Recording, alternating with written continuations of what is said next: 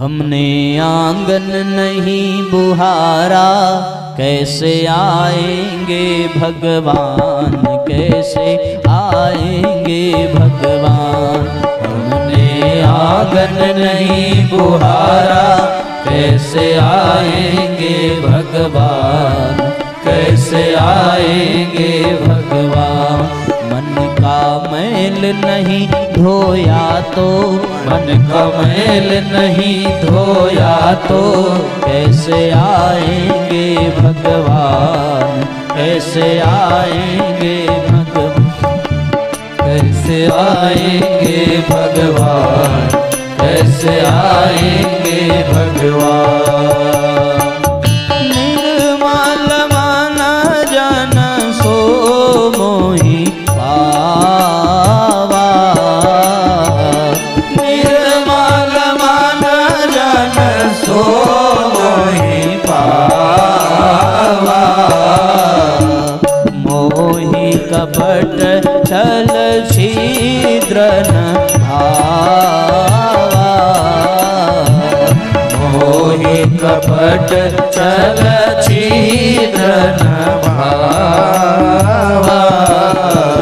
निर्मल मन हो तो रघुनायक शबरी के घर जाते, निर्मल मन हो तो रघुनायक शबरी के घर जाते।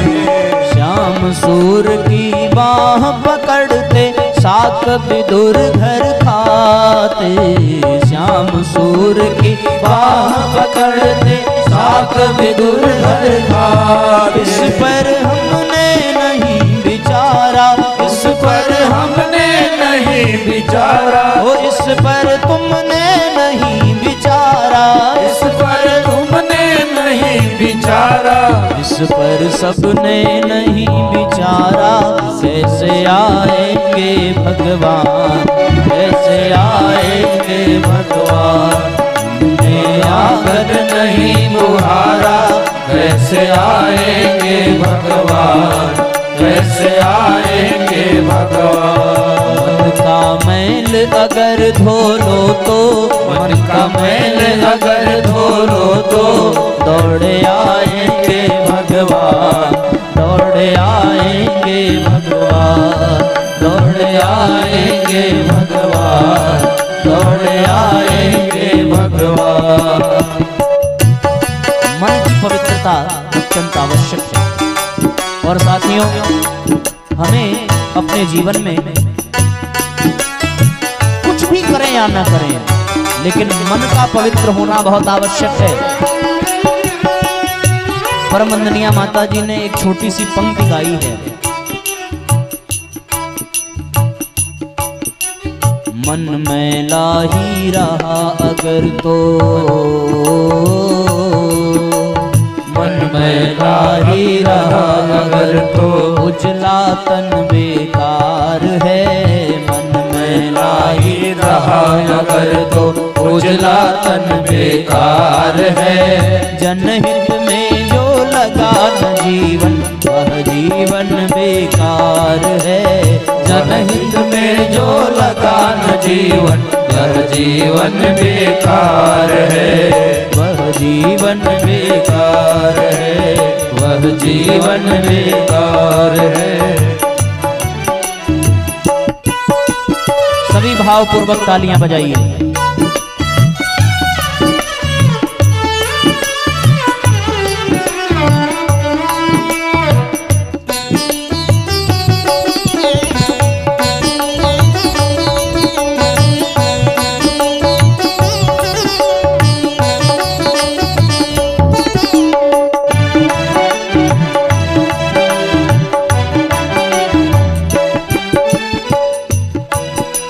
यह सारी संपत्ति दिखावा कहीं न जाना साथ में, यह सारी संपत्ति दिखावा कहीं न जाना साथ में। जिस दिन जाएंगे उस दिन कुछ नहीं रहेगा हाथ में, जिस दिन जाएंगे उस दिन कुछ नहीं रहेगा हाथ में, नहीं रहेगा हाथ में, जिसके लिए गंवाया जीवन। ओ जिसके लिए गंवाया जीवन। धन कंचन बेकार है, मन में ला ही रहा अगर तो उजला तन बेकार है, उजला तन बेकार है, उजला तन बेकार है। मन में ला ही रहा अगर तो उजला तन बेकार है, उजला तन बेकार है, उजला तन बेकार है, उजला तन बेकार है, उजला तन बेकार है। तन को कितना भी चमका लिया जाए, इस तन पर पहनने वाले वस्त्र को कितना चमका लिया जाए, पर यदि हमने अपने मन को न चमकाया, यदि हमने अपने मन को पवित्र नहीं बनाया, तो न हमारा जीवन सुंदर बन पाएगा और न हमारा परिवार सुंदर बन पाएगा। इसलिए साथियों, सबसे पहले मनुष्य को यदि परिवार में स्वर्गीय वातावरण चाहिए तो उसे अपने जीवन में पवित्रता को स्थान देना पड़ेगा। और पवित्रता किसकी होनी चाहिए? अपने मन की होनी चाहिए। आपको पता है मन कैसे पवित्र होता है? नहीं पता? अरे बाप रे, हाँ हो सकता है पता भी हो, अभी हम बताएंगे तो आपको याद आ जाएगा। देखिए, हम किसी चीज को दो तरीके से गंदा करते हैं। एक कि यदि हम अपने कमरे को बंद करके छोड़ दें तो वो अपने आप धीरे धीरे गंदा हो जाएगा। दूसरा, बंद करके ना छोड़ें, उसको खुला छोड़ दें और उसमें बाहर से गंदगी ला करके रखें, तब वो गंदा हो जाएगा। या तो बाहर से गंदगी ला करके रखने से गंदा हो रहा है, या फिर स्वच्छता न करने से गंदा हो रहा है। यही दो कारण है ना गंदगी की। या तो हम बाहर से गंदगी उठा करके लाए, उसमें भर दिए, गंदा हो गया। दूसरा, गंदगी तो नहीं लाए लेकिन वो जो है उसकी सफाई करना हमने बंद कर दिया, तो वो गंदा हो गया।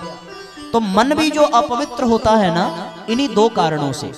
एक तो है कि हम बाहर से उसमें ला करके गंदगी भरते जा रहे हैं, पहला कारण। दूसरा, उसमें साफ सफाई करना हमने बंद कर दिया। ये दो कारण हैं। इन दो कारणों पर यदि हमने चिंतन कर लिया तो हम निस्संदेह अपने मन को पवित्र बना पाएंगे।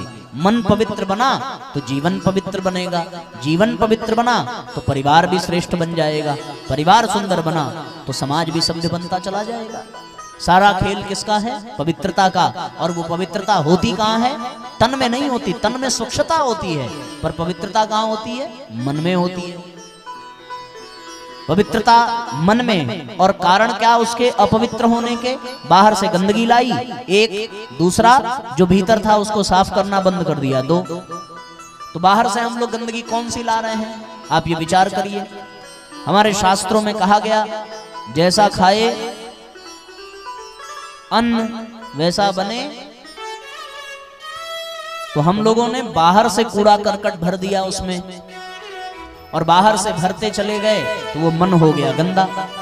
और दूसरा, भीतर जो हम लोग साफ सफाई कर रहे थे वो हमने रोक दिया।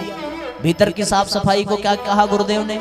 कि मन को पवित्र बनाए रखने के लिए स्वाध्याय और सत्संग की व्यवस्था बनाए रखेंगे। ये दो बात गुरुजी ने कही कि स्वाध्याय और सत्संग की व्यवस्था बनाए रखेंगे तो मन की पवित्रता बनी रहेगी और वो अपवित्र न हो, इसलिए हमें बाहर से गंदगी उसमें लाने की आवश्यकता नहीं है।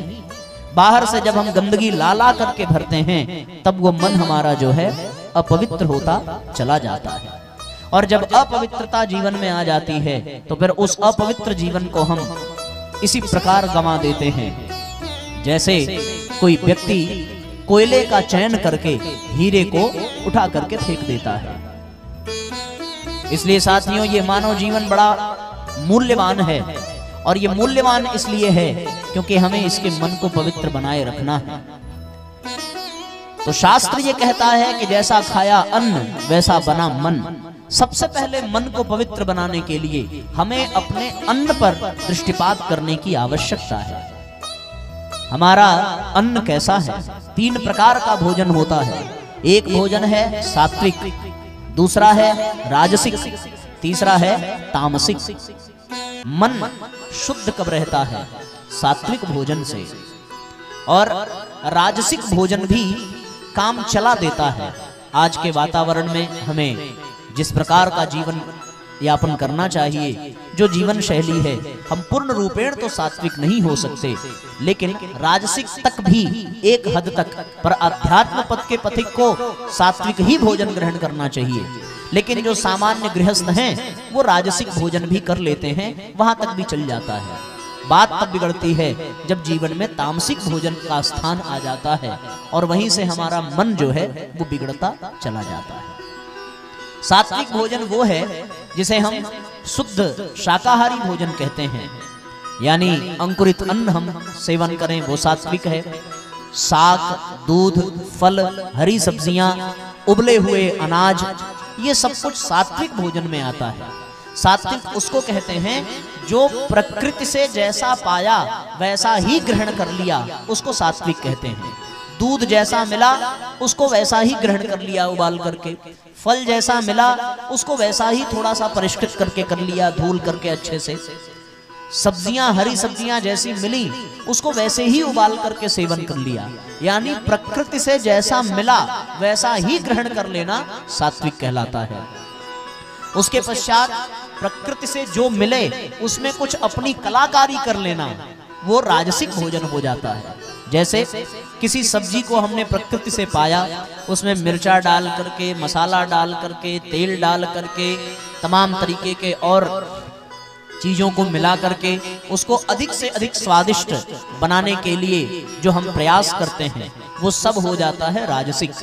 क्योंकि जैसा पाया था वैसा ग्रहण नहीं किया, उसको और अधिक उसमें स्वाद भरने का प्रयत्न किया, तो अब जो उसका प्राकृतिक गुण था वो समाप्त हो जाता है और उसमें जो राजसिक गुण है वो सब जागृत हो जाता है।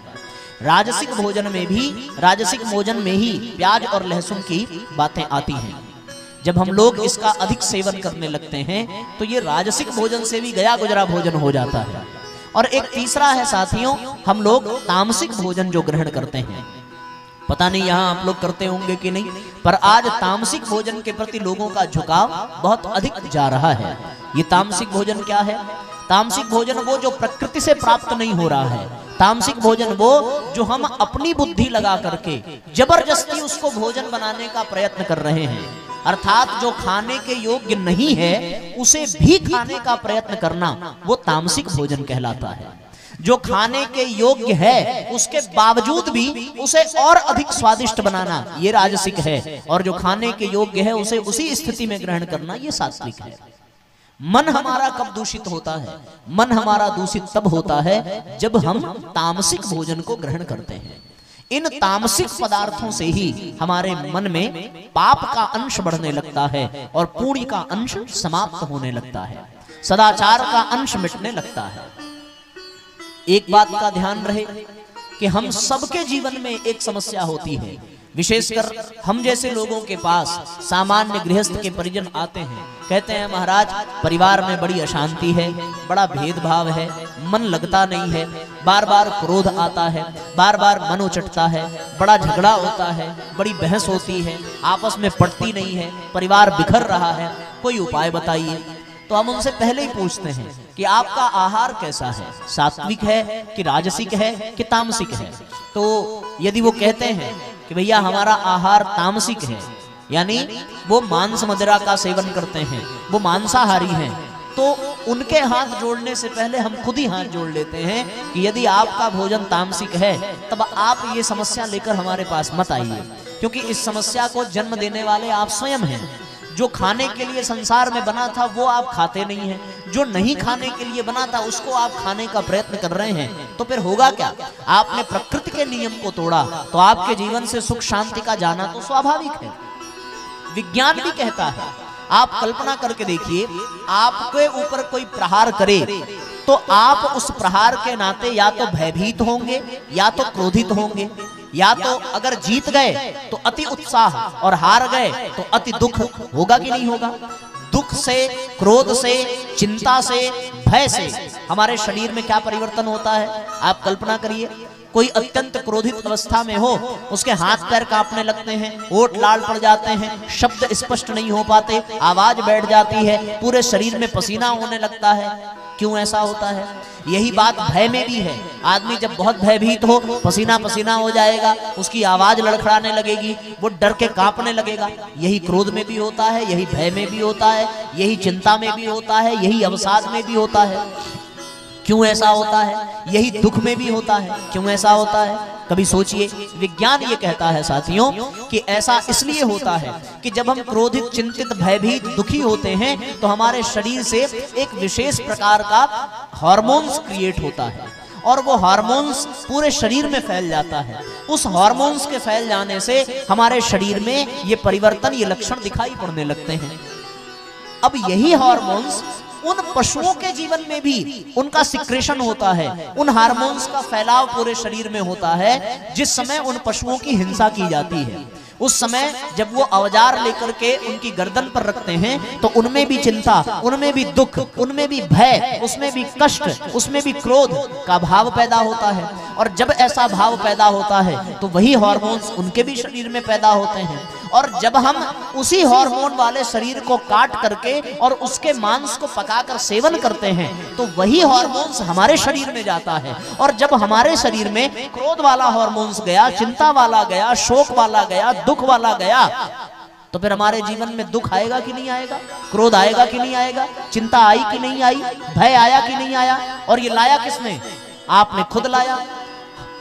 आपके पड़ोसी आपको भयभीत नहीं करते, आपका आहार आपको भयभीत कर रहा है। लोग कहते हैं साहब हमें बहुत डर लगता है, हमें बड़ा गुस्सा आता है, हमारा मन बड़ा दुखी रहता है, हमारे मन में बेचैनी रहती है। एक और बात कि एक तो हार्मोन्स के नाते ये दिक्कत हुई, दूसरा गरुड़ पुराण ये कहता है कि जब कोई जीव शरीर छोड़ देता है तो 13 दिनों तक जिस स्थान पर उसका शरीर रहता है उसी स्थान पर वो जीवात्मा रहती है। इसीलिए हमारे यहाँ 13वीं मनाने का एक प्रचलन है कि 13 दिन तक हम ऐसा व्यवहार करें जिससे उस स्थान पर रहने वाली जीवात्मा को कष्ट न हो। उन दिनों लोग रोते हैं, बिलखते हैं, अभाव में जीते हैं, अच्छे भोजन नहीं करते, अच्छी सुख सुविधा नहीं देखते। क्यों ऐसा करते हैं? क्योंकि 13 दिनों तक वो जीवात्मा उसी परिवार में रहती है, भले वो मर चुका है। उसी प्रकार साथियों, जब हम किसी जीव को मारते हैं तो उस जीव की भी आत्मा उसी स्थान पर, जैसे जैसे उसका शरीर आगे बढ़ता है वैसे वैसे वो जीवात्मा उस शरीर के साथ लगी रहती है। पहले वो मरा हुआ पशु, वो जिंदा पशु कसाई के यहाँ गया, कसाई ने उसको काट करके उसको मौत दी। अब उसके बाद वो मांसाहार जो बेच रहा है मांस, उसके पास गया। अब वो जीवात्मा उस शरीर के पीछे वहां जाएगी। फिर वो आपके घर में आया, अब वो जीवात्मा आपके घर में आएगी। और उसके बाद वो आपके पेट में गया तो वो जीवात्मा अब क्या करेगी? उसकी तो नजर में क्या हो गया कि उसका शरीर आपके पेट में गया, तो अब वो आपको कभी छोड़ पाएगी? यानी कि जितने भी मांसाहारी हैं उनके पास मांस खाने वाले जीव की जीवात्मा इर्द गिर्द घूमती रहती है, नाचती रहती है। और जब मौका मिलता है तब वो जीवात्मा उस पर आक्रमण करती है और अपने शरीर को उसने जो खाया है उसका बदला वो लेती है। तो इसके नाते फिर दुर्घटना, इसके नाते अकाल मृत्यु, इसके नाते दुर्भाग्य, इसके नाते कुकर्म, इसके नाते कुप्रवृत्तियां उसके जीवन में बढ़ती चली जाती हैं। इससे परिणाम क्या निकला कि सब वैसा ही रहा। आपका तन भी ठीक है, आपके कपड़े भी ठीक हैं, आपका घर भी ठीक है, लेकिन बिगड़ा तो बिगड़ा आपका मन। और जब मन बिगड़ गया तो बिगड़ जाता है आपका जीवन, और जीवन बिगड़ गया तो फिर परिवार कैसे सही बन पाएगा? परिवार भी बिगड़ता चला जाता है। इसलिए साथियों, परिवार को सही बनाना हो तो प यानी पवित्रता, और वो पवित्रता कहाँ होनी चाहिए? मन में होनी चाहिए। मन कैसे बन रहा है? मन अन्न से बन रहा है। अन्न के 3 भाग होते हैं, एक होता है स्थूल स्वरूप, एक होता है सूक्ष्म, और एक होता है कारण। अन्न के स्थूल भाग से मल बनता है, अन्न के सूक्ष्म भाग से मांस बनता है, और अन्न के कारण भाग से मन बनता है। इसीलिए ऋषियों ने कहा कि जैसा खाए अन्न वैसा बने मन। पितामह भीष्म जब बाणों की सैया पर सोए हुए थे और द्रौपदी के समक्ष वो युधिष्ठिर को प्रवचन दे रहे थे, तब द्रौपदी ने व्यंगात्मक हंसी करते हुए कहा कि पितामह, ये ज्ञान आपका उस वक्त कहां चला गया था जब आपने मेरा चीरहरण होते हुए देखा? उस वक्त आपका ये ज्ञान क्यों सो गया था? आपके वो शस्त्र, आपके तर्कस से वो बाण निकले क्यों नहीं? आपकी ये भुजाओं ने धनुष को उठाया क्यों नहीं? आप आज जो ये ज्ञान दे रहे हैं, उस वक्त आप क्यों ऐसे बन गए कि आपके माध्यम से मेरी लाज न बच सकी? तब पितामह ने रोते हुए कहा कि बेटी, दोष मेरा नहीं है, दोष केवल इतना है कि मैं उस वक्त जिस भोजन को ग्रहण कर रहा था, वो भोजन दुर्योधन के द्वारा कमाए गए अनीति का भोजन था। उस तामसिक भोजन के करने के नाते मेरी बुद्धि भी तामसिक हो गई थी, इसलिए मैं तेरी लाज ना बचा सका। भोजन का इतना बड़ा दुष्प्रभाव पड़ता है साथी। महात्मा गांधी को जेल हुई, जेल में उन्होंने एक स्वप्न देखा। क्या स्वप्न देखा? कि आज वो अपने मां की हत्या कर रहे हैं। बड़ा चिंतित हुए, सवेरे उठे, मन में सोचने लगे, मैंने कभी कल्पना में भी अपनी मां को अपशब्द नहीं कहा, फिर मैं उनकी हत्या क्यों करने का स्वप्न देख रहा हूं। उन्होंने पता किया तो उनको ये पता चला कि उस दिन जेल में जिस व्यक्ति ने भोजन बनाया था, वो अपनी मां की हत्या के कारण जेल में बंद हुआ था। तमोगुण के विचारों को लेकर बनाने वाले भोजन, उसको भी करने से मन दूषित होता है। इसीलिए हमारे ऋषियों ने, संतों ने कहा कि बाहर किसी के भी हाथ का बना भोजन नहीं कर लेना चाहिए। बाहर हम रेस्टोरेंट में भोजन कर रहे हैं, होटलों में भोजन कर रहे हैं, उनके न जाने कैसे विचार है, न जाने कैसा व्यक्तित्व है। इसलिए साथियों, शास्त्र भी कहता है कि रास्ता चलना साफ, चाहे देर भले हो, और खाना खाना माँ के हाथ, चाहे जहर भले हो। माँ यदि जहर भी देती है तो उसमें ऐसा भाव उसका होगा कि वो जहर भी आपके जीवन में अमृत बन जाता है। क्यों होता है ये भोजन के प्रभाव से होता है। यदि माँ क्रोध में भी एक गिलास पानी दे दे तो भी उसमें आपके प्रति दुर्भावना नहीं होती, और आप किसी के घर चले जाइए, वो मुस्कुरा करके भी आपको जल दे रहा है, लेकिन उस जल में स्वार्थ की भावना, उस जल में लोभ की भावना, उस जल में अहंकार की भावना बैठी रहती है। इसलिए पूज्य गुरुदेव ने कहा कि कहीं भी मजबूरी में भोजन करना भी पड़े तो कम से कम 3 बार गायत्री मंत्र अवश्य पढ़ के करना, जिससे उस भोजन की तामसिकता बाहर चली जाए। भोजन का बड़ा प्रभाव है साथी। हमने जो आज उन पदार्थों का खाना प्रारंभ कर दिया जिसको नहीं खाना चाहिए, इससे बड़ा दुर्भाग्य मनुष्य जाति का और क्या हो सकता है। आपको मैं एक विशेष बात बताऊं, हर व्यक्ति सोचता है, अभी हमारे एक सज्जन थे, उनसे चर्चा हो रही थी, उनने कहा कि भैया मांसाहार करना चाहिए। हमने पूछा क्यों करना चाहिए? बोले इसलिए करना चाहिए कि शाकाहारी सब्जियां इतनी उगेंगी कहां से, इतने पाएंगे कहां लोग। पर उस मूर्ख व्यक्ति को यह समझ में नहीं आता कि आंकड़ा निकाला गया कि 1 पौंड मांस बनाने के लिए 20 पौंड चारा खिलाना पड़ता है जीवों को, तब जाकर के वो मांस बनता है। क्या वो जीव, वो जंतु जो हैं, वो बिना खाए बड़े हो रहे हैं क्या? बिना खाए, उनको बिना आहार दिए ही हम उनका मांस भक्षण कर रहे हैं क्या? अरे मूर्ख व्यक्तियों, यदि विचार करके देखो, जो तुमने आहार उनको खिलाया, यदि वो आहार तुम स्वयं खा लेते तो तुम्हें उनसे अधिक आनंद मिलता और उन जीवों की हिंसा करने की आवश्यकता भी न पड़ती।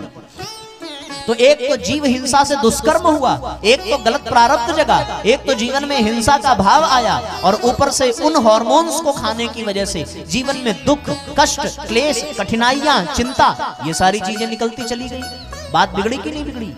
तो यदि विचार भी करें हम तो भी किसी भी तरीके से, किसी भी तर्क से यह सिद्ध नहीं किया जा सकता कि मांसाहार आवश्यक है। अभी हम लोग प्रतापगढ़ में गए थे, वहां दीक्षा का कार्यक्रम संपन्न हुआ। जिन लोगों ने दीक्षा ली उसमें से एक भैया आए, उनने हमसे कहा कि महाराज एक बात हमें आप बता दीजिए कि हम तो मांसाहारी हैं, तो क्या बिना छोड़े भी काम कर सकते हैं? हमने कहा भाई कितने दिन खा लेते हो? बोले 4 दिन खा लेते हैं हफ्ते में। आप बताओ, क्या ऐसे व्यक्तियों को आप समझदार कहेंगे? भगवान ने कितना सुंदर सुंदर आहार हमारी धरती पर, हमारी प्रकृति माता के द्वारा प्रदान किया, उसके बाद भी हम दूसरों के जीवन को बर्बाद करके खा रहे हैं। हमारी संस्कृति ये कहती थी कि हम दूसरों को जीवन देने के लिए कार्यरत हों, पर हमने क्या किया? हमने दूसरों के जीवन को ही खाना प्रारंभ कर दिया, और हमारा मन अपवित्र हो जाता है। और मन मैला ही रहे अगर तो उजला तन बेकार है। फिर ऐसा व्यक्ति कितना भी पैसा कमाने वाला हो, कितना भी कपड़ा पहनने वाला हो, कुछ भी कर ले, कितना भी उसका चेहरा चमक रहा हो, कितना भी समाज में यश और प्रतिष्ठा हो, उस व्यक्ति को कभी सम्मान नहीं देना चाहिए जो जीवों को मार करके खाता है। क्योंकि जीवों को मार करके खाने वाला व्यक्ति इंसान हो ही नहीं सकता। वो इंसान के शरीर में केवल और केवल एक दरिंदा है, इससे बढ़ करके और वो कुछ नहीं है। उसका कोई सम्मान नहीं, कोई उसके पद प्रतिष्ठा की चिंता न करें। ऐसे व्यक्ति से संबंध खत्म कर देना चाहिए जो मांसाहारी है। मैं नहीं जानता कि यहाँ मांसाहारी हैं अथवा नहीं हैं। यदि हो तो बड़ी विनम्रता के साथ ये कहना चाहूंगा कि आपको इस पर विचार करना चाहिए। आपको ये जीवन मिला था दूसरे को जीवन दान देने के लिए, पर आपने अपने जीवन को लगा दिया दूसरों के जीवन को बर्बाद करने के लिए।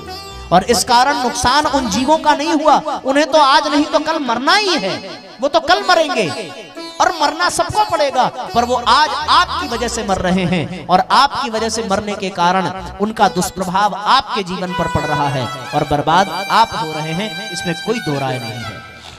व्यक्ति मृत शरीर को शमशान में ले जाता है तो बिना स्नान किए घर में प्रवेश नहीं करता, और कैसे कोई व्यक्ति मृत शरीर को अपने पेट में रख करके घर में आ जाता है, ये कितने बड़े आश्चर्य की बात होती है। इसलिए इंसान को आज समझदार नहीं कहना चाहिए। आज का इंसान सबसे बड़ा मूर्ख घोषित हो सकता है इन तथ्यों पर यदि विचार किया जा सके तो। इसलिए साथियों, मन की पवित्रता पहली कि हम बाहर से उसमें कूड़ा करकट न भरें। हम जो खाना चाहिए वही सेवन करें और जो पीना चाहिए वही सेवन करें। ये हमारे लिए नहीं था, ये पशुओं के लिए था, ये पक्षियों के लिए था, तब जाकर के उनका कल्याण होता है। पहला, पवित्रता जीवन में होनी चाहिए। दूसरा, एक और बात पूज्य गुरुदेव ने कही कि जो मन है उसमें पवित्रता बनी रहे। ये ठीक है कि आपने बाहर से ऐसी चीजों का सेवन नहीं किया जो तामसिक था, तो आपका मन पवित्र बना रहेगा, इसकी कोई गारंटी नहीं है। मन तो वातावरण से प्रभावित होता है। इसलिए मन को पवित्र बनाने के लिए जीवन में स्वाध्याय और सत्संग की व्यवस्था बनाए रखनी पड़ेगी। पूज्य गुरुदेव ने निर्देश दिया 18 सत्संकल्प सूत्रों में। तो इसलिए साथियों, हम सत्संग प्रतिदिन तो पा नहीं सकते, पर स्वाध्याय हमें प्रतिदिन करना चाहिए। जो व्यक्ति अपने जीवन में स्वाध्याय करता है वो व्यक्ति अपने मन को सदैव पवित्र बना करके रखता है। आपके लिए पूज्य गुरुदेव ने 3200 पुस्तकें लिखी हैं और उन पुस्तकों को प्रतिदिन पढ़ने का अभ्यास करना चाहिए। हमारे जीवन में, हमारे मन में ये अहंकार, ये लोभ, ये मोह, ये क्रोध क्यों आ जाते हैं? इसलिए आ जाते हैं क्योंकि हम अपने मन को श्रेष्ठ विचार देते नहीं हैं। श्रेष्ठ विचार सत्संग से मिलेगा। चलो सत्संग रोज नहीं मिल सकता, कोई बात नहीं, पर सत्संग नहीं मिल रहा तो क्या हुआ, स्वाध्याय तो मिल सकता है। स्वाध्याय के लिए हमें अपने घरों में अच्छी पुस्तकें रखनी चाहिए और उन अच्छी पुस्तकों को अपने घर में प्रतिदिन पढ़ने की आवश्यकता है। कहते हैं साहब कि मनुष्य वो जो एक दिन स्वाध्याय न करे तो उसका जीवन चांडाल के समान हो जाता है। इसलिए जीवन में स्वाध्याय होना चाहिए। तन की भूख हम भोजन देकर के मिटा देते हैं, लेकिन मन की और आत्मा की भूख स्वाध्याय से ही मिटती है। मन को अच्छे विचार चाहिए, यदि अच्छे विचार न मिले तो वो अपवित्र हो जाएगा। इसलिए साथियों, जीवन में स्वाध्याय होना चाहिए। आप सबको जानकारी होगी कि हम लोगों YouTube पर प्रतिदिन स्वाध्याय कराते हैं। पता है ये बात आप लोगों को? किसको पता है? हाथ उठाओ जरा। खाली एक लोग को पता है। भैया आपको ही पता है, देखा YouTube पर आपने? हाँ, तो जिनको जानकारी नहीं है अब वो जान लो। होता है ना कि भाई हम किताब पढ़ने की फुर्सत नहीं मिलती, किताब खरीदने हम कहाँ जाएं, हर जगह किताब मिलेगी भी नहीं अच्छी, इसलिए कोई और उपाय बताइए। तो आपके लिए एक और उपाय है कि मोबाइल आज के समय में सबके पास है, सब लोग अपना मोबाइल उपयोग करते हैं। तो आपको एक काम करना है, अपने मोबाइल पर YouTube खोल लीजिए और उसमें हमारा नाम सर्च कर लीजिए, अनिलेश तिवारी लिख दीजिए या ऑनलाइन दैनिक स्वाध्याय लिख दीजिए या गायत्री शक्तिपीठ वाराणसी लिख करके, कुछ भी लिख करके खोजिए, आपको हमारा एक चैनल मिलेगा। उस पर हम प्रतिदिन रात 8 बजे स्वाध्याय कराते हैं। कितने बजे? प्रतिदिन 8 बजे। और पता है कितना दिन हो गया? आज 1253वां दिन है, 1253 दिन। और अब तक उस पर हमने पूज्य गुरुदेव की 99 किताबें पढ़ा दी हैं। प्रतिदिन स्वाध्याय 1253 दिन में एक भी दिन ऐसा नहीं गया जिस दिन हम लोगों ने स्वाध्याय न किया हो। स्वाध्याय सबसे बड़ा पुरुषार्थ है। जो व्यक्ति स्वाध्याय नहीं करता उसको जीवन जीने का अधिकार नहीं है, क्योंकि स्वाध्याय से हीन व्यक्ति इस समाज के लिए भार है। हमारे समाज, हमारे संस्कृति की एक व्यवस्था है, इसमें कितने आर्ष ग्रंथ हैं, पर हम लोग पढ़ते नहीं हैं। हमें पता ही नहीं चलता कि राम का चरित्र कैसा है, हमें पता ही नहीं चलता कि ध्रुव का चरित्र कैसा है, हम जान नहीं पाते कि कृष्ण ने क्या चरित्र किया है, क्योंकि हमने कभी भागवत पढ़ी नहीं, हमने कभी गीता पढ़ी नहीं, हमने कभी प्रज्ञा पुराण पढ़ा नहीं, हमने कभी गुरुदेव का साहित्य पढ़ा नहीं, और हम जीवन की समस्याओं को लेकर के ढोते रहते हैं। क्यों ऐसा हो रहा है? इसलिए ऐसा हो रहा है साथियों, क्योंकि हमने स्वाध्याय नहीं किया। आपको एक सत्य घटना बताएं, गुजरात की घटना है। दो पति पत्नी थे, एकदम आपस में पटती नहीं थी, बहुत झगड़ा होता था, बड़ा मन में कोलाहल था, दोनों बड़े परेशान रहते थे। गायत्री परिवार के कुछ कार्यकर्ताओं से उनकी घनिष्ठता थी। पत्नी ने भी अपनी बहन से कहा कि पता नहीं क्यों इनसे बहुत झगड़ा होता है, लगता है जीवन में तलाक हो जाएगा। उन्होंने भी अपने मित्र से कहा होगा। आप विश्वास करो, जो गायत्री परिवार के कार्यकर्ता थे उन्होंने गुरुजी की एक किताब खरीदी, गृहस्थ एक तपोवन। उसके बाद एक और किताब खरीदी, परिवार में स्वर्गीय वातावरण कैसे बनाएं, परिवार में आध्यात्मिक वातावरण कैसे बने। ये दो पुस्तकें लेकर के वो पहले उस बहन के पास गए और उससे कहा कि बहन एक काम करना, आज से तुम इसे प्रतिदिन पढ़ना प्रारंभ कर दो, पर ध्यान रहे ये बात तुम्हारे पति को पता न चले। और यही दो किताब उन्होंने उसके पति को भी दी और पति से भी यही कहा कि आपको ये प्रतिदिन पढ़ना है, पर ये बात आपकी पत्नी को पता नहीं चलनी चाहिए। दोनों पढ़ते और दोनों एक दूसरे से छुपा करके पढ़ते, दोनों अपने बेड के नीचे ही किताबें रखते, एक इस तरफ रखती एक उस तरफ। जब वो नहीं रहती तो वो पढ़ लेता, वो नहीं रहता तो ये पढ़ लेती। दोनों ने उन किताबों को पढ़ा और उन किताबों में पूज्य गुरुदेव के ऐसे ऐसे सूत्र उनको मिले कि उनका जीवन उन सूत्रों से बदलता चला गया। फिर एक महीने बाद वो सज्जन आए, बोले अब कैसा आप लोगों का संबंध है? बोले भैया आप तो बड़ी कृपा है कि आपने बड़ी अच्छी पुस्तक पकड़ाई। और जैसे ये बात पत्नी ने कही, पति पत्नी का मुंह देखने लगा, पत्नी ने पति का मुंह देखा, क्योंकि उस समय दोनों को पता चला कि दोनों ने वो किताबें पढ़ी है और दोनों ला करके उनको वापस करने लगे। उन्होंने कहा कि अब आप ये किसी और पति पत्नी को पढ़ाइए ताकि उनका भी जीवन बच सके। हम लोग समस्याओं से इसलिए घिरे रहते हैं, क्यों? क्योंकि हम स्वाध्याय करते नहीं। आत्मा का होता है केवल स्वाध्याय से ही पोषण, आत्मा का होता है केवल स्वाध्याय से ही पोषण, आत्मा का होता है केवल स्वाध्याय से ही पोषण, इससे ही जीवन में मिलता, इससे ही जीवन का मिलता सुखद सफल सुनियोजन, स्वाध्याय से ही पोषण हो, स्वाध्याय से ही पोषण। पहले चयन करें पुस्तक का, तब स्वाध्याय करें हम। हमारे जीवन में कौन सी समस्या है और उस समस्या से संबंधित किताब वहां अवश्य रखी होगी, आपको जाना है और पहले किताब का चयन करना है। पहले चयन करें पुस्तक का, तब स्वाध्याय करें हम। फिर साधना व संयम सेवा का भी अपनाएं क्रम। सूत्र मिलेंगे स्वाध्याय से जो, सूत्र मिलेंगे स्वाध्याय से जो, उन्हें स्वयं स्वीकारें,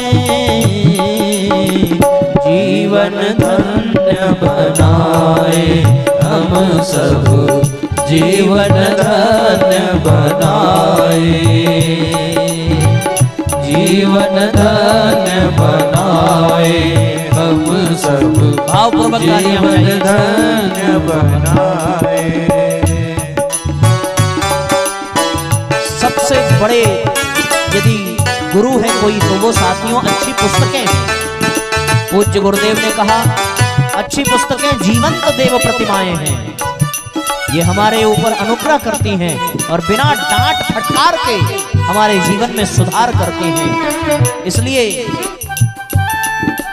सभी तालियां बजाइए।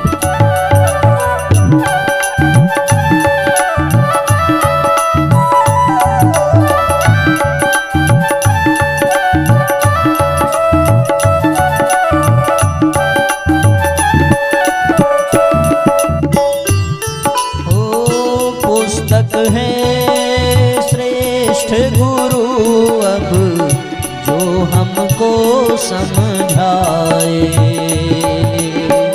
बिना डांट फटकार के प्यारे सच्ची राह दिखाए। श्रेष्ठ पुस्तकों को ही देवों, श्रेष्ठ पुस्तकों को ही देवों की प्रतिमा माने, जीवन धन्य बनाए हम सब, जीवन धन्य बनाए, जीवन धन्य बनाए हम सब, जीवन धन्य बनाए।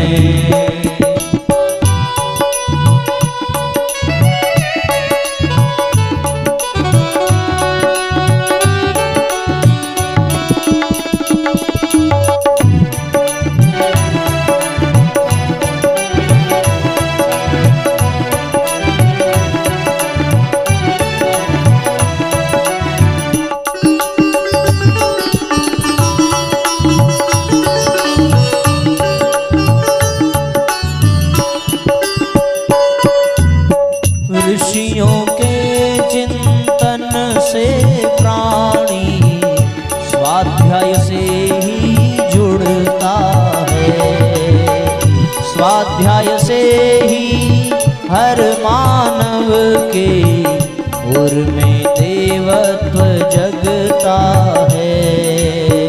श्रेष्ठ आचरण और चिंतन हम, श्रेष्ठ आचरण और चिंतन हम स्वाध्याय से ही पाए, जीवन धन्य बनाए हम सब, जीवन धन्य बनाए, जीवन धन्य बनाए हम सब, जीवन धन्य बनाए। आत्मा का होता है केवल स्वाध्याय से ही पोषण, आत्मा का होता है केवल स्वाध्याय से ही पोषण, स्वाध्याय से ही पोषण, स्वाध्याय से ही पोषण। यदि आपको पुस्तक न मिले तो भी आप YouTube पर हमारे चैनल से जुड़ करके भी स्वाध्याय कर सकते हैं। इसलिए प्रत्येक व्यक्ति को प्रतिदिन स्वाध्याय करना चाहिए। हम स्वाध्याय करें इसलिए तो हमारे यहाँ अखंड रामायण के पाठ की परंपरा चली। हम स्वाध्याय कर सकें इसीलिए तो हमारे यहाँ इन धर्म ग्रंथों के स्वाध्याय की, इनके सत्संग की प्रक्रिया चली, ताकि हम इनसे जुड़ें और इनसे जुड़ करके अपना क्रम संपन्न करें। आपको पता नहीं होगा, जितने भी स्वतंत्रता संग्राम सेनानी थे उन सबके जीवन में स्वाध्याय था। मैं बहुत पहले के ऋषि महर्षियों या देवताओं की बात नहीं करता। अंग्रेज जब किसी भी स्वतंत्रता संग्राम सेनानी के यहाँ छापा मारते तो उनको वहां कुछ मिले चाहे ना मिले, पर एक किताब जरूर मिल जाती थी। 4, 6, 10 जगह ऐसा हुआ, हर जगह वही एक किताब मिली। उस किताब को वो कलेक्ट करते। अब उनको संस्कृत तो आती नहीं थी, हिंदी तो आती नहीं थी। अब उन अंग्रेजों ने ये अनुमान लगाया कि यही किताब है जिसमें बम बनाने की विधि दी हुई है, ये सब इसी को पढ़ करके बम बनाते हैं। इन किताबों को सब जब्त करो, इनके प्रकाशन को बंद करो। बाद में पता चला कि वो किताब कोई और नहीं थी, वो किताब भगवत गीता थी। और फिर अरविंद घोष ने कहा कि निस्संदेह ये किताब है जो मनुष्य को आतताइयों के लिए बम बना देती है, और वो जहां फटता है वहीं सारे भ्रष्टाचारी बर्बाद हो जाते हैं। सबके पास वो किताब थी। भगत सिंह जब जेल में थे, 2 घंटे के बाद उनको फांसी लगने वाली थी साथियों। जेलर उनके जेल से गुजरा, देखा कि वो किताब पढ़ रहे हैं, पूछा कि तुमको 2 घंटे के बाद मरना है और तुम पुस्तक पढ़ रहे हो। भगत सिंह ने कहा कि जेलर साहब कृपया डिस्टर्ब मत करिए, व्यवधान मत डालिए, एक महापुरुष दूसरे महापुरुष से बात कर रहा है, यानी वो गीता के माध्यम से भगवान कृष्ण से बात कर रहे हैं। ये स्वतंत्रता संग्राम सेनानी क्यों बन पाए? क्योंकि उन सब के जीवन में गीता थी। महात्मा गांधी गीता को गीताई कहते थे, यानी मां कहकर के संबोधित करते थे। बड़े बड़े लोगों ने गीता पर भाष्य किया, ये सब स्वतंत्रता संग्राम सेनानी थे। परम पूज्य गुरुदेव के जीवन का एक क्रम था कि गुरुजी 1 घंटे में 40 पेज प्रतिदिन पढ़ते थे, और उनका प्रतिदिन का स्वाध्याय 4 घंटे का होता था, यानी 160 पृष्ठ प्रतिदिन पूज्य गुरुदेव पढ़ते थे। और अपने जीवन को अंतिम क्षण आते आते गुरुदेव ने करोड़ों पन्ने पढ़ डाले, तब जाकर के 3200 पुस्तकों का सृजन किया। तो साथियों, मन को पवित्र बनाने के लिए बाहर से कभी भी कोई तामसिक पदार्थ मन में भीतर शरीर में जाने मत दीजिए, क्योंकि उससे मन बनता है। और मन को पवित्र बनाए रखने के लिए जीवन में स्वाध्याय करिए।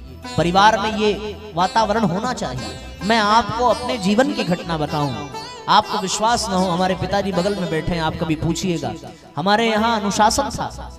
जब हम लोग छोटे छोटे थे तो हमारे यहाँ ये नियम था कि जब तक हम लोग अखंड ज्योति की कहानी नहीं पढ़ लेते थे, तब तक रात का भोजन नहीं मिलता था। खाने के लिए रसोई में जाते तो पहला प्रश्न यही होता था, अखंड ज्योति की कहानी पढ़ी कि नहीं पढ़ी। और हर रविवार को, व्यासपीठ पर बैठा हूं, हर रविवार को हमारे यहाँ ये नियम था। जिस स्थान पर हम गए थे वहां भाई साहब जा चुके हैं, बहुत बड़ी बाउंड्री थी, पूरे गांव के बच्चे खेलने आते थे। वहां एक नियम था कि हर रविवार को हम लोगों को परम पूज्य गुरुदेव की अमृतवाणी अखंड ज्योति की पढ़नी पड़ती थी। उस समय बचपना था, बड़ा खराब लगता था, बहुत बुरा लगता था। कभी कभी माँ का ध्यान इधर उधर होता तो 2 पन्ना एक साथ पलट देते थे कि जल्दी से खत्म हो जाए और फिर खेलने के लिए फुर्सत मिल जाए। ये उस समय बड़ा बोझ लगता था, पर उसका असर आज जीवन में दिखता है कि जब जीवन जिस परिस्थिति में आकर के लोग बर्बाद हो जाते हैं, उस परिस्थिति में आकर उसी स्वाध्याय और गुरु कृपा के नाते हमारा जीवन आबाद हो गया। और आज आपके कुछ काम हम आ पा रहे हैं, क्यों? केवल स्वाध्याय के नाते, केवल गुरुदेव के विचारों के नाते, केवल गुरु की कृपा के नाते। तो ये सौभाग्य आप अपने जीवन में क्यों नहीं लाते? अपने मन को पवित्र बनाने के लिए क्यों स्वाध्याय नहीं करते? अपने आप को तामसिक भोजनों में क्यों फंसा करके रखा है? ये इसलिए जीवन नहीं मिला था, इसको निकालने की आवश्यकता है। मुझे एक घटना याद आती है। एक महापुरुष हुए बाद में, पहले तो वो सामान्य व्यक्ति थे, और सामान्य व्यक्ति होने के नाते उनके जीवन में बहुत सारे दुर्गुण थे। उनका नाम क्या था? आप ये कहानी डाल करके सर्च कर लेना, आपको नाम मिल जाएगा, मुझे स्मरण नहीं आ रहा है। उनका नियम था कि वो प्रतिदिन रात में जब आते तो तामसिक भोजन करके आते और शराब का सेवन करके आते थे। विवाह उनका हुआ, 3 साल बीत गए विवाह के, उनकी यही दिनचर्या निरंतर चलती रही। एक समय ऐसा आया साथियों कि एक बार वो शराब पी करके घर वापस आ रहे थे, उनका पांव फिसला, लड़खड़ाया और घर के सामने वाली नाली में फिसल करके वो जा गिरे। कई घरों का नापदान उसमें से बहता था, उसी में गिरे। देर रात में जाते हुए किसी मित्र ने उनको इस अवस्था में देखा। जैसे तैसे वो बेचारा उनको पकड़ करके ले आया और 2-3 लोग मिलकर के उनको रात में घर पहुंचाए। पत्नी ने सारे कपड़े बदले, गर्म पानी से स्नान कराया। इसके बाद भी उनको होश नहीं था। वो बिस्तर पर पड़े और पड़े पड़े ही सो गए। भोर में उनकी 4 बजे आंख खुली। जब आंख खुली, और ये महज संयोग था कि आज वो 4 बजे जगे, अन्यथा तो वो पूरा शराब के नशे में दिन दिन सोए रहते थे। जब 4 बजे उनके नेत्र खुले तो उन्होंने उठ करके देखा और एक बड़ा विचित्र दृश्य देखा। ऐसा दृश्य कि उनके मन में प्रश्नों के भंडार उमड़ पड़े।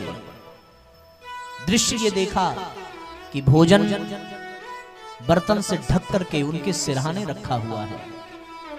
बर्तन उठा करके देखा, भोजन उसमें भरा पड़ा है और उनके पैर के पास बिस्तर के नीचे उनके बेड से टेक लगा करके उनकी पत्नी बैठ करके सो रही है। इस दृश्य को जब उन्होंने देखा तो उन्होंने अपनी पत्नी को जगाया, जगा करके पूछा कि तुम नीचे क्यों सो रही हो? पत्नी ने कहा कि मैं तो रोज नीचे ही सोती हूं। फिर ऐसे बैठ करके क्यों सो रही हो? कुछ बिछा करके सोती। बोली इसलिए बिछा कर नहीं सोती कि कब आप जगेंगे और कब आपको भोजन परोसना पड़ेगा। फिर पूछा कि तुमने भोजन किया कि नहीं किया? पत्नी ने कहा मेरे भाग्य में विवाह के पश्चात रात्रि भोजन परमात्मा ने छीन लिया। पूछा क्यों? बोले इसलिए कि जिस दिन से विवाह करके मैं आई हूं उस दिन से रोज रात आप शराब पीकर आते हैं और भारत की ये परंपरा है कि जब तक स्त्री अपने पति को भोजन नहीं करा लेती तब तक वो स्वयं भोजन ग्रहण नहीं करती। मुझे रात में भोजन किए 3 साल हो गए हैं। मैंने 3 साल से रात में भोजन नहीं किया है। इस बात को जब उन्होंने सुना तो उनका जो थोड़ा बहुत भी नशे का असर था वो सब समाप्त हो गया। वो बिस्तर पर गिर पड़े और गिरे तो उनके आंखों से आंसू गिरने लगे। उनके मुख से शब्द निकला, मैं कितना बड़ा पापी हूं, कितना बड़ा अभागा हूं कि मैंने अपनी एक कुप्रवृत्ति के कारण, अपने तामसिक भोजन के कारण, अपने शराब के सेवन के कारण कितनों का जीवन बर्बाद कर दिया। तुम्हारे परिवार ने तुम्हें हमारे घर में लक्ष्मी बना करके भेजा था। तुम मेरी सेवा करने के लिए आई थी, अपने माँ बाप को छोड़कर, अपने कुल, अपनी परंपरा, अपने गोत्र को छोड़कर, अपने भाई बहनों को छोड़कर। एक समय अवश्य तुम्हारे जीवन में ऐसा रहा होगा कि तुम्हारे माँ बाप तुम्हें अपनी गोद में बिठा करके भोजन कराते होंगे। तुम अपने मायके में कभी बिना खाए नहीं सोई होगी। पर कितना बड़ा मैं पापी हूं कि मेरी वजह से तुम 3 साल से प्रति रात्रि बिना खाए सो रही हो, और वो भी जमीन पर बैठ करके। मुझे जीने का कोई अधिकार नहीं है। ये कह करके उन्होंने वहीं पड़े हुए चाकू को उठाया और अपने ऊपर प्रहार करने का प्रयत्न किया। इतने में वो महिला दौड़ पड़ी और उनके हाथों को पकड़ लिया। उस महिला ने कहा, मुझे पूरे जीवन बिना रात खाए बिताने के लिए मंजूर है, पर मैं बिना पति के विधवा होकर के जीना नहीं चाहती। आप जैसे भी हैं कम से कम मेरे सामने तो हैं, मैं आपको देख तो पा रही हूं। मुझे और कुछ नहीं चाहिए। आपकी जैसी इच्छा, आप जैसा चाहें वैसा जीवन बिताइए। मैंने जैसे 3 साल बिता दिया वैसे मैं पूरा जीवन बिना खाए बिता लूंगी। रात में एक टाइम तो भोजन कर ही रही हूं। इस बात को सुनने के बाद उस व्यक्ति के हृदय में ऐसा आघात लगा कि उसने अपने पत्नी के चरण छुए और कहा कि तुम सच में देवी हो, मुझे क्षमा कर दो, मैंने बहुत बड़ा अपराध किया है। ये इतना बड़ा अपराध है जिसकी कोई क्षमा नहीं है, पर मैं आज से तुम्हें वचन देता हूं कि मैं आज के बाद कभी भी शराब को, कभी भी मांस को हाथ नहीं लगाऊंगा।